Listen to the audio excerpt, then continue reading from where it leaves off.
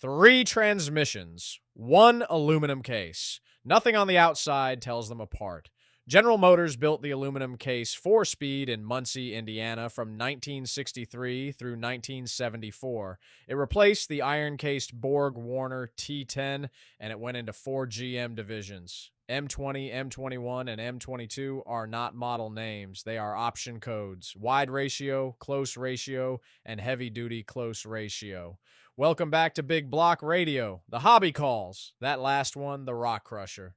That nickname never appeared on a single factory document. Before any of it, make sure the box in front of you is even a Muncie.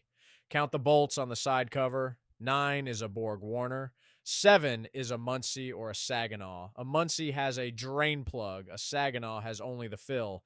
Now the number everybody reaches for first. It is raised on the side of the case. 4 case castings cover the whole run. The first is small bore on a 7/8 inch countershaft. Everything after it is large bore on a 1-inch shaft, but a casting number dates metal, not an assembly, and it never names an option code. Use it to bracket an error and to flag a mismatch. The wide ratio M20 runs a 2.52 first gear, 2.56 on the earliest, then 1.88, 1.46, and a straight through fourth. Both the M21 and the M22 run the close ratio set 2.20, 1.64, 1.28, 1.00. The M21 and the M22 are geared identically. What separates them is the cut.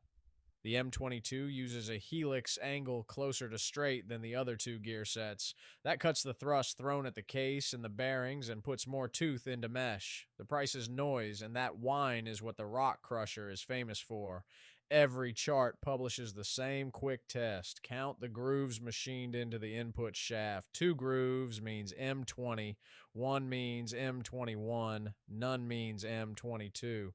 It is genuine factory practice, and it ran for part of production, not all of it. On the earliest boxes, there are no grooves, so an early M20 reads as an M22. Spline counts date a box rather than typing it.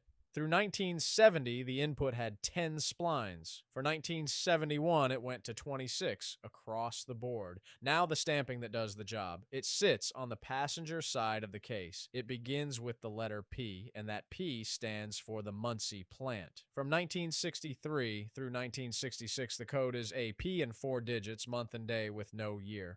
From 1967, it adds a digit for the model year and a letter for the month. And from 1969, a suffix letter was added.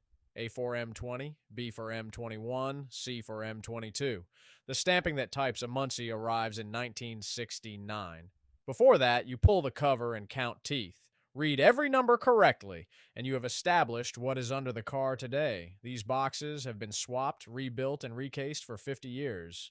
Date codes are a one-way test. A date that fits proves only that it fits. 3 variants, 1 case, and the letter that names them shows up last. See you next time.